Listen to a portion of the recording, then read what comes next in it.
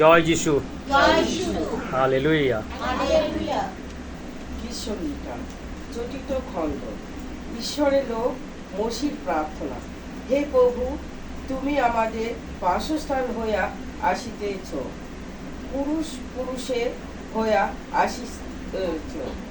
পর্বতগণের জন্ম হইবার পূর্বে, তুমি পৃথিবীর ও জগতে জন্ম দিবার পূর্বে, এমনকি অনাদিকাল হইতে অনন্তকাল তুমি ঈশ্বর। তুমি মর্তকে ধুলিয়া ফিরিয়া থাকো বলিয়া থাকো, মনুষ্য সন্তানেরা ফিরিয়া যাও। কেননা সহস্র বৎসর তোমার দৃষ্টিতে যেন গত কল্য, তা তো চলিয়া গিয়াছে, আর যেন রাত্রির এক প্রহর মাত্র। তুমি তাহাদিওকে যেন বন্যায় ভাসিয়া লইয়া যাইতেছ, তাহারা স্বপ্নবহ বর্তকালে তাহারা তিন ন্যায় যাহা বাড়িয়া ওঠে। প্রাতকালে তীর্ণ পুষ্পিত হয় ও বাড়িয়া ওঠে, শয়নকালে ছিন্ন হইয়া শুকনো হয়। কেননা তোমার ক্রোধে আমরা ক্ষয় পাই, তোমার কোপে আমরা বিহ্বল হই। তুমি রাখিয়াছ আমাদের অপরাধ সকল তোমার সাক্ষাতে, আমাদের গুপ্ত বিষয় সকল তোমার মুখে দীপ্তিতে। কেননা তোমার ক্রোধে আমাদের সকল দিন বইয়া যায়, আমরা আপন আপন বর্ষ শাশ্বত শেষ করি। করি। আমাদের আয়ু পরিমাণ 70 বৎসর, বলযুক্ত হইলে 80 বৎসর হইতে পারে, তথাপি তাহাদের দর্প ক্লেশ ও দুঃখ মাত্র, কেননা তাহা বেগে পালন করে এবং আমরা উড়িয়া যাই। তোমার কোপে বল কে বোঝে, তোমার ভয়তা অনুরূপ কে বোঝে। এই রূপে আমাদের দিন গণনা করিতে দাও, শিক্ষা দাও, যেন আমরা প্রজ্ঞা চিত্র লাভ করি। হে সদাপ্রভু, ফেরো, কতকাল তোমার দাসগণের প্রতি সদাই হও। প্রত্যুষে আমাদেরকে তোমার দয়াতে তৃপ্ত করো, যেন আমরা যাবজ্জীবন আনন্দ ও আহ্লাদ করি। যতদিন তুমি আমাদিওকে দুঃখ দিয়াছ, যত বর্ষ আমরা বিপদ দেখিয়াছি, তত অনুসারে আমাদিওকে আনন্দিত করো। তোমার দাসগণের কাছে তোমার কর্ম, তাহাদের সন্তানদের উপরে তোমার প্রতাপ দৃষ্টি হোক। আর আমাদের ঈশ্বর সদাপ্রভু প্রসন্নভাবে আমাদের উপরে বর্ধিত।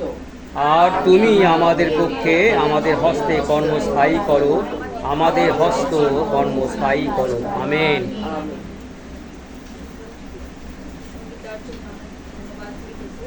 কত সুন্দর প্রার্থনা ঈশ্বরের লোক মসি, আমরা জানি মসি প্রার্থনা করতে সদা। হালেলুয়া। আর আমাদের প্রার্থনা যেন সত্যি অবশ্যই নম্বর ছিল না, সেটা আমরা যখন দেখি মৃদুশীল ছিল, আর ঈশ্বর তাকে প্রচুর ভালোবাসত, তাই না? প্রচুর ভালোবাসত। সে তোতলা ছিল, কিন্তু হারুন তার সাথে গিয়েছিল, তাই না? কিন্তু সে ঈশ্বরকে এতটাই ভালোবাসত, ঈশ্বরকে সে সম্মুখে সেদিন দেখেছিল। হালেলুয়া। আর তার সাথে কি করেছিল? কথা করেছিল। আর সত্যি সেই দৃশ্য আমরা দেখেছি। তখন তাকে ইসরায়েল জাতিরা তাকে অনেক কাছে থেকে দেখেছিল না, তার মুখটা কত উজ্জ্বল হয়ে গেছিল। সে কি করেছিল? ঈশ্বরের কাছে, আমেন, ঈশ্বরের নিকটের লোক ছিল। আজকে আমাদের প্রার্থনা এমন হওয়া উচিত, আমরা যেন ঈশ্বরের নিকটে যখন হব, তখন আমরা যা প্রার্থনা করবো, প্রভু আমাদের প্রার্থনা তিনি শুনবেন। হালেলুয়া। তাই প্রভু দেখো বাক্য কত সুন্দর। তা আমি সব পদে আমি যাব না, কিছু কিছু বাক্য আমি করবো, বলবো। কি বলেছে দেখো, কেননা সহস্র বৎসর, 4 পদে, কেননা সহস্র বৎসর তোমার দৃষ্টিতে যেন গতকাল তাহা তো চলিয়া গেছে, আর যেন রাত্রির এক প্রহর। আমেন। যে আমরা দিনের পর দিন আমাদের দিনগুলো সব চলে যাচ্ছে, কিন্তু আর কতদিন সময় রয়েছে সেটার বিষয়টি আমরা ভাবছি। আর তো এক প্রহর মাত্র, মানে আর একটা সময় রয়েছে, আর প্রভু আসবে। আমেন। আর তার জন্য কি আমরা প্রস্তুত আছি? আর এর জন্য সেদিনও সেই মসি একই কথা বলছি, আমরা কি প্রস্তুত? আমরা প্রস্তুত যদি এখনো না থাকি, আমরা যেন প্রস্তুত হই। তো মানুষটা চলে গেল, সেদিন দেখলাম না, সেদিন আমাদের মধ্যেই ছিল আর আমাদের কাছাকাছি ছিল, কিন্তু হঠাৎ করে সেটি হলো চলে গেল। কিন্তু আমি সর্বদা বলি, আছে সময় জীবনকালে, না মৃত্যুর পর আর কিচ্ছু না। আমরা যে যারা বেঁচে রয়েছি যেন সুন্দরভাবে জীবনযাপন করতে পারি, আমাদের জীবনকে যেন সুন্দর করতে পারি, আমাদের হৃদয়কে যেন সুন্দর করতে পারি। কিসে সুন্দর করবো? প্রভুকে সুন্দর করবো।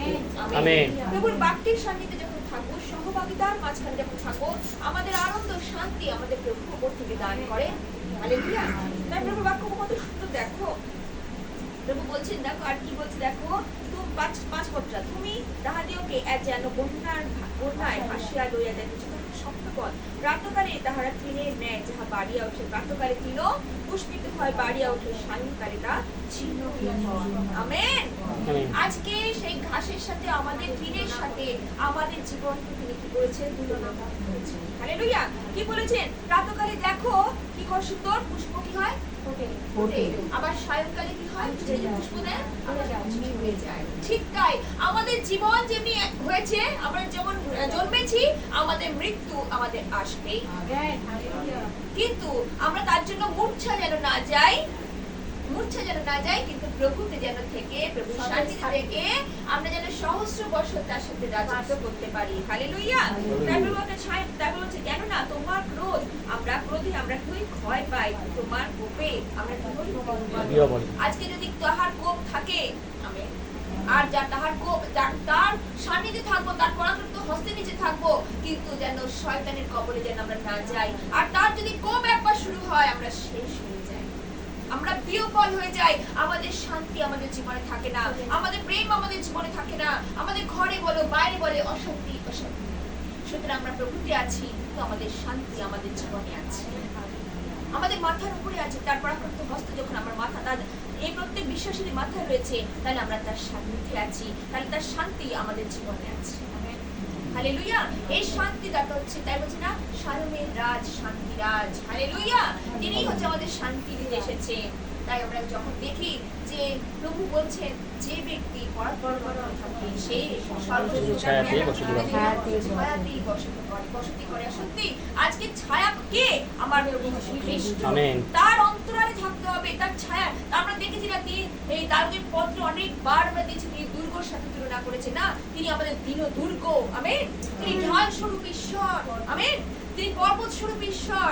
অর্থাৎ তিনি যখনই আমাদের কোন রকম সমস্যার সম্মুখীন হই, তিনি আমাদের সামনে এসে দাঁড়ান। হালেলুয়া। পর্বতের মতন, ঢালের মতন হয়ে তিনি আমাদের কার্য সাধন করেন। হালেলুয়া। তাই তার কাছে থাকাই ভালো, সরকারের কাছে না পড়াই ভালো। তাহলে আমরা যাকে জেনেছি যেন তার সান্নিধ্যেই থাকতে পারি। হালেলুয়া। তার প্রেমের কাছে থাকতে পারি। তাই প্রভু বাক্যে বলছে দেখো কি বলছে, তোমার কোপে আমরা ডুবে, তুমি রাখিয়াছো আমাদের অপরাধ সকল, তোমার সাক্ষাতে আমাদের গুপ্ত বিষয় সকল তোমার মুখে লিখে। হালেলুয়া। আজকে যে ঈশ্বরের বাণী হচ্ছে, আজকে যে আমরা মানে এই প্রচারকরা প্রচারিকেরা এই আলো ছড়াচ্ছে, অর্থাৎ ঈশ্বরের দীপ্তি, অর্থাৎ সেই বাক্য, অর্থাৎ সেই আলো যার অন্তরে পড়বে। আমেন। যে সকল অন্ধকার জায়গা রয়েছে, অর্থাৎ হৃদয় অন্ধকার রয়েছে, এখনো যাদের অন্তঃকরণ খোলে নাই, ঈশ্বর কি করছে? তার বাক্য দ্বারা সেই আলো তাদের মধ্যে প্রবেশ করাচ্ছে। হালেলুয়া। সেই দীপ্তি তাদের মধ্যে কি করছে? প্রবেশ করাচ্ছে। হালেলুয়া। তাই বলছে দেখো দীপ্তি দেখো, তারপরে আমাদের গুপ্ত বিষয় সকল তোমার মুখের দীপ্তিতে। আর যখন সেই বাক্য, সেই দীপ্তি অর্থাৎ আলো যখন পড়ছে, তখন তাদের গুপ্ত বিষয় অর্থাৎ তাদের পাপ সকল কি করছে? তারা কি করছে? ক্ষমা প্রার্থনা করছে, আর তাদের পাপের ক্ষমা হচ্ছে, আর কি হচ্ছে? তারা পরিত্রাণ জীবনে গ্রহণ করছে। সেদিন দাউদের পত্র আমরা সবসময় দেখি, তিনি পরিত্রাণকে কিভাবে বলছেন, পরিত্রাণ আমার হাতে হরণ করো না, পরিত্রাণ তো আমার হাতে হরণ করো না, তাই না? সেদিন বসি প্রার্থনা করছে। এই সকল প্রার্থনা আপনার গুপ্ত বিষয়, অর্থাৎ আমাদের পাপ যখন আমরা থাকে, আমরা ঈশ্বরের প্রীতির পাত্র হতে পারি না। অর্থাৎ ঈশ্বরের প্রীতির পাত্র হতে গেলে পাপকে আমাদের কি করতে হবে? ত্যাগ করতে হবে। বারবার করে বসিও দেখো একই কথা প্রার্থনা করছে। কি করছে? বলছে প্রভু আমাদের পাপ ক্ষমা করো, আমাদের গুপ্ত বিষয় আমরা যেন তোমার দীপ্তিতে যেন আমরা প্রকাশ করি। হালেলুয়া। তোমার দীপ্তি হচ্ছে ঈশ্বরের বাক্যের কাছে। সেদিন তিনি ঝোপের আড়ালে কি করছিলেন? সে দেখা আমরা আলো দীপ্তি উজ্জ্বল রূপে কি করছে? তার মুখে প্রবেশ করেছে। আজকে সে মুখে নয়, আজকে আমাদের অন্তরে প্রবেশ করে। সেই বাক্য ঈশ্বর, দীপ্তি স্বরূপ ঈশ্বর আজকে আমাদের হৃদয় প্রবেশ করে। সেই বাক্য নিয়ে যেন আমরা জীবনে চলি, আর আমাদের জীবনকে যেন পরিবর্তন করি। কেননা বলছে না পরিবর্তন নতুন জন্মের পর। অর্থাৎ পুরাতন বিষয় যেন আমরা ত্যাগ করে নতুন বিষয় যেন আমরা কি করি, অর্থাৎ নতুন বিষয় পরিধান করে, অর্থাৎ আমরা নতুন হচ্ছে কাতে কিসে পরিণত হয়েছি, আমরা ঈশ্বরেতে। হালেলুয়া। সেই বস্ত্র পরিধান করেছি, অর্থাৎ পবিত্রতার বস্ত্র পরিধান করেছি, অর্থাৎ পরিত্রাণের বস্ত্র পরিধান করেছি, যেন সেই কালি আর যেন কলঙ্ক আমাদের গায়ে আর না লাগে। হালেলুয়া। অর্থাৎ সেই পরিত্রাণের বস্ত্র যখন পরেছি, সুন্দরভাবে আমরা জীবনযাত্রা করতে পারি। হালেলুয়া। বাক্য সুন্দর, তাই বলছি দেখো না আমাদের আয়ু কি বলছে, কেননা তোমরা আর আপন আপন বৎসর শ্বাসপথ শেষ করি। আমাদের আয়ুর পরিমাণ 70 বৎসর, বলযুক্ত হলে 80 বৎসর, তথাপি তাহাদের দর্প ক্লেশ দুঃখ মাত্র যেন তাই বেগে পরণ করি আমরা করিয়া যাই। হালেলুয়া।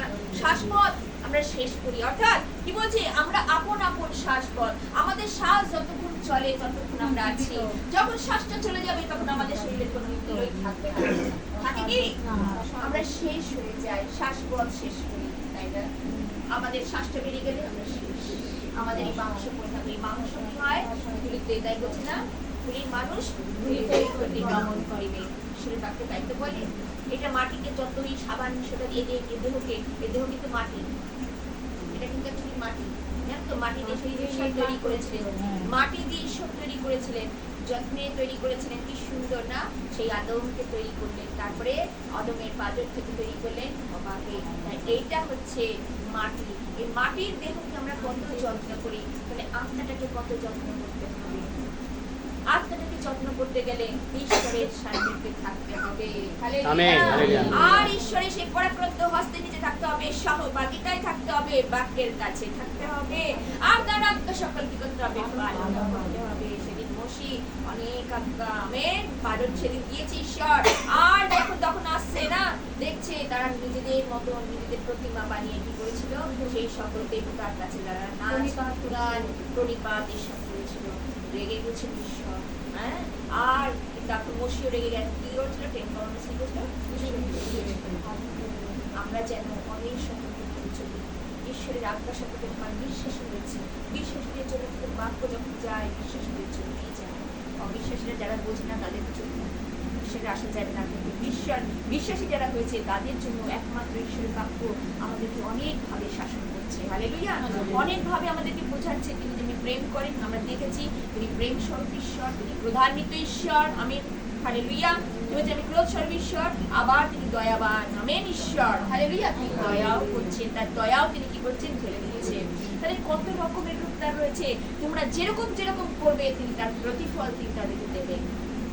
সুতরাং আমরা যেন পৃথিবীতে থাকতে থাকতে যেন ঈশ্বরের সেই বার্তা পেয়েছি, অর্থাৎ ঈশ্বরের সমাচার পেয়েছি, সেই সুসমাচার পেয়েছি, অর্থাৎ সেই বাক্য যখন আমাদের হৃদয়ে নিয়েছি, সেইভাবে পরিবর্তন আমাদের জীবনে আনাটা প্রয়োজন আছে।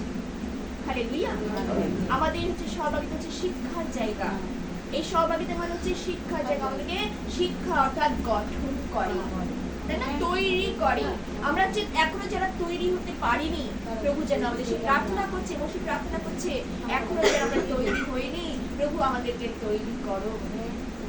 কারণ আমরা এখনো গঠিত হতে পারিনি, আমাদের অনেক ভুল আছে, আমাদের জীবনে সত্যি অনেক ভুল আছে, কিন্তু এখনো বিশ্বাসী হয়ে আমরা অনেক সময় ভুল করছি। সাবধান। তাই মসিও সেদিন বলছে সাবধান, তাই বলছে আমরা যেন সাবধানে চলি। একটা পা আজকে ফেলতে গেলে না আমাদের 1000 বার চিন্তা করতে হয়, তাই না? চিন্তা করি তো, বিশ্বাসীরা চিন্তা করি না যে এই কাজটা আমরা করবো কি, এই কাজটা আমরা কথাটা বলবো কি, আমরা এটা কি দেখবো কি, আমাদের 1000 বার চিন্তা হয়। সুতরাং আমাদের যে কালে পরিত্রাণ ঈশ্বর দিয়েছে, পবিত্র আত্মা যখন আমাদের জীবনে দিয়েছে, আমাদেরকে সতর্কভাবে চলতে হবে। হালেলুয়া। তাই প্রভু বাক্য বলছে রাখো, তথাপি তাহাদের দর্প ক্লেশ দুঃখ মাত্র যেন তাহা বেগে পালন করে আমরা উড়িয়ে যাই। তোমার কোপের বল কে বুঝে, তোমার ভয়াবহতার অনুরূপ ক্রোধ কে বুঝে, এই রূপে আমাদের দিন গণনা করতে শিক্ষা দাও, আর যেন আমরা প্রজ্ঞাচিত্ত লাভ করি। আমি সর্বদাই বলি ঈশ্বর ভয় অর্থাৎ জ্ঞানের আরম্ভ, অর্থাৎ প্রজ্ঞা হচ্ছে সেই সকল ঈশ্বরের আজ্ঞা। ঈশ্বরের আজ্ঞা যখন পালন করবে, ঈশ্বরকে আমাদের ভয় করছো, আর ঈশ্বরকে যখন ভয় করছো তাই তোমার জ্ঞান আছে। হালেলুয়া। আর ঈশ্বরকে যে ভয় করে তার জ্ঞানের অভাব হয় না। ঈশ্বরকে ভয় হচ্ছে করতেই হবে, তার একটাই কারণ আমরা যেখানে তার পথে হাঁটছি, ঈশ্বর জ্ঞান আমাদের থাকা দরকার। হালেলুয়া। তাই প্রভু বাক্যে বলছে অনুরোধ কি বলছে, অনুরূপ ক্রোধ কে বলছে? তাই যখন তার ক্রোধ যখন আমরা বুঝে গেছি, বিশ্বাসীরাই বুঝে গেছি, হালেলুয়া, আর যখন বুঝেছি আমরা সেইভাবেই চলবো। তোমার ওটাই বলছে না, তোমার অনুরূপ ক্রোধ কে বুঝে, এই রূপে আমাদের দিন গণনা করতে কি করো, আমাদের শিক্ষা দাও।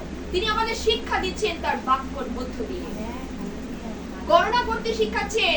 একটা দিন যাচ্ছে মানে বিশ্বাসী জেনে যাচ্ছে আমাদের আয়ুর পরিমাণ কমছে, আর যখন কমছে তখন আমাদের কি করতে হবে, ঈশ্বর আমাদের আত্মায় বৃদ্ধিপ্রাপ্ত হয়ে তার সাথে যেন আমরা মিলিত হতে পারি। আমেন। সেই অনন্ত জীবনের যেন আমরা কি হতে পারি, অধিকারী হতে পারি।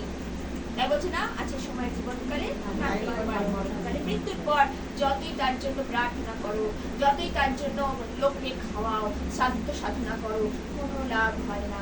আত্মাই হচ্ছে সার। আমেন। এই আত্মাকে যত্ন করতে হবে। ঈশ্বর কি বলেছে, আত্মাকে যত্ন করো। আত্মাকে সাবান সোটা দিয়ে যত্নের জিনিস, সাবান সোটা দিয়ে আত্মার জিনিস হওয়ার জিনিস নয়। তাই বলে না, এটা যত্ন করতে হবে। আমরা পুরাতন জীবনে আমরা সকলেই পাপি, আমরা কেউ বলবো না যে আমি সাধু, আমিও পাপি। কেন আমি বলি আমি নরকের কীট, কারণ নরকের কীট আমরা। সত্যি সত্যি আমরা কোথায় পড়েছিলাম, প্রভু আমাদেরকে তার ধুলির আসন, সত্যি কথা, তার সেই যে ধুলির আসন আমাদেরকে বসিয়েছে, তার শ্রীমুখ আমাদের কি করছেন, দর্শন করাচ্ছে।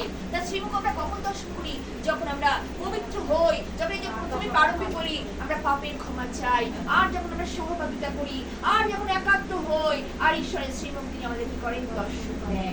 হালেলুয়া। তার শ্রীমুখ দর্শন করা অত সোজা নয়। বিশ্বাসীরা জেনে গেছে, সেভাবে চলবার চেষ্টা করছে, আর যারা জানে না তারা জানেই না, তাদেরকে আর জানাবার কোনো কি হচ্ছে না, তাদের বীজ বললেও আর নতুন কথা যারা অন্য কিছুই হবে না। কেননা বলছে না, সময় শেষ, মারানাথা তিনি আসছে, সময় চলে এসছে। যারা আজও পর্যন্ত অবোধ শুনেও কান এখন রুদ্ধ করে আছে, এখনো চোখ দেখেও তারা দেখতে পায় না, অন্তঃকরণ দেখেও তারা জানছে না, কিছুই জানছে না, খ্রিস্ট বিশ্বাসীরা এই জন্য নামে খ্রিস্টান নয়। খ্রিস্টের প্রতি যদি টান না থাকে তাহলে কেউ খ্রিস্টান নয়। খ্রিস্ট আজকে খ্রিস্টান মানে হচ্ছে খ্রিস্টের প্রতি যার টান আছে। এই জন্য যার টান আছে সে দৌড়তে দৌড়তে কিছু না হলে, আমাদের এমনও সহভাগীরা মেম্বাররা রয়েছে, সত্যি আমি মায়েদের জন্য ধন্যবাদ করি, তারা কিছু হোক না প্রত্যেকটা দিন যখনই আমাদের সহভাগী থাকে তারা দৌড়তে দৌড়তে কিসের নেশায় আসে, তারা জানে ঈশ্বরের বাক্যের নেশা। আর সেই বাক্য যখন আমরা জীবনে পাই, আর তখন করি আমাদের নিজেদেরকে শুধরাতে চেষ্টা করি। আমেন। পারি না, আমাদের পক্ষে সম্ভব নয়, কিন্তু ঈশ্বরের পক্ষে সকলই সম্ভব। হালেলুয়া। আমাদের পক্ষে অসম্ভব, কিন্তু আমাদের পক্ষে সম্ভব। তারপর হচ্ছে দেখো, হে সদাপ্রভু, ফিরো গতকাল তোমার দাসমণির প্রতি সদা হও, প্রত্যুষে আমাদেরকে তোমার দয়াতে তৃপ্ত করো, যেন আমরা যাবজ্জীবন আনন্দ আহ্লাদ করতে পারি। হালেলুয়া। তোমার দয়াতে আমাদের কি করো, তৃপ্ত করো। আজকে তোমার দয়া আর ধুনে, সেদিন বলছে না, তোমার দয়া আছে তো আমরা বেঁচে আছি। হালেলুয়া। আর তোমার দয়া আছে তো আমরা তৃপ্ত হচ্ছি। যারা দিন প্রতিদিন সেদিন ইসরায়েল জাতি কি করছিলেন, মান্না তিনি পরিতৃপ্ত করছিলেন।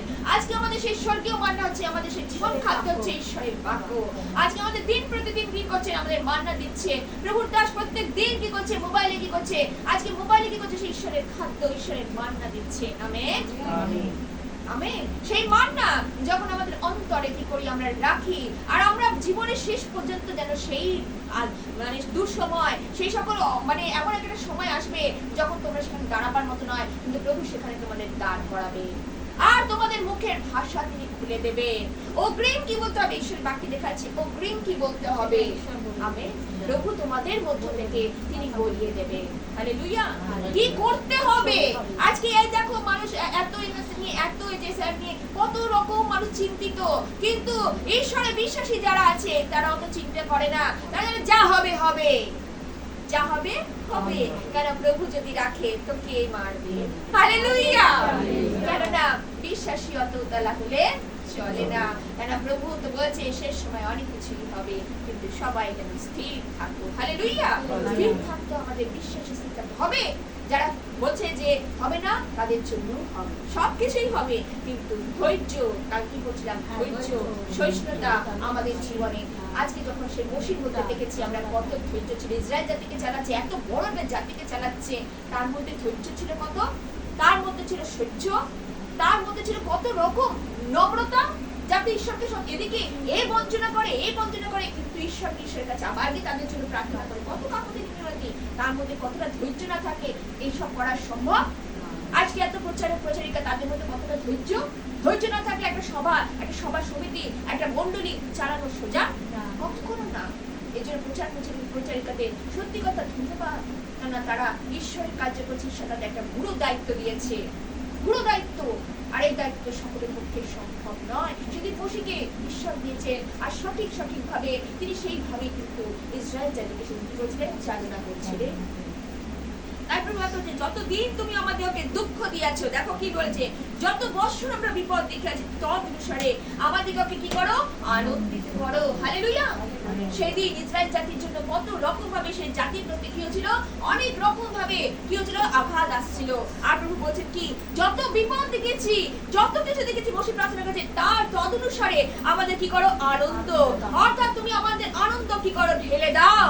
আজকে আমরা আনন্দ পাই, আজকে আমাদের জীবনে দুঃখ আছে, কষ্ট আছে, যা আমরা পিছনে ফেলে এসেছি, কিন্তু আমরা যখন পবিত্রতার সহভাগিতা আসি, আমরা আনন্দ নিয়ে প্রভুতে ফিরে যাই, আর ঈশ্বরের গৃহে ফিরে যাই, আর বাড়িতে ফিরে যাই, আর প্রভুর গৌরব করি। হালেলুয়া। সেদিন তাই হয়েছে। বসে এতদিনের কথা সে বলছে, আমরা যা করেছি, আমরা আঘাতপ্রাপ্ত হয়েছি, যা হয়েছি, কিন্তু প্রভু তোমার সেই আনন্দ আজকে আমাদেরকে দাও। আর আজকে আমরা এইভাবে চাই, প্রভু আমাদের জীবনে যা কিছু হয়েছে, প্রভু দুঃখ, জ্বালা, যন্ত্রণা সবকিছু ফেলে দিয়ে আজকে তোমার কাছে এসেছি। প্রভু তুমি আমাকে সেই স্বর্গীয় আনন্দ আমাদের দান করো। আর তিনি আমাদের সে আনন্দ কি করেন, ঊর্ধ্ব থেকে দান করে। হালেলুয়া।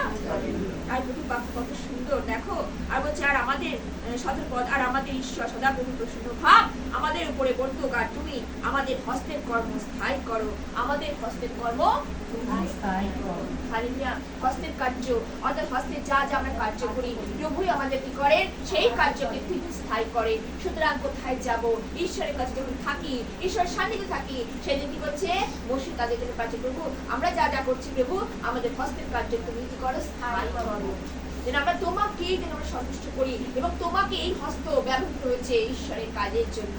এই কার্য যেন আমরা সারা জীবনের শেষ পর্যন্ত প্রভু যেন করতে পারি। হালেলুয়া।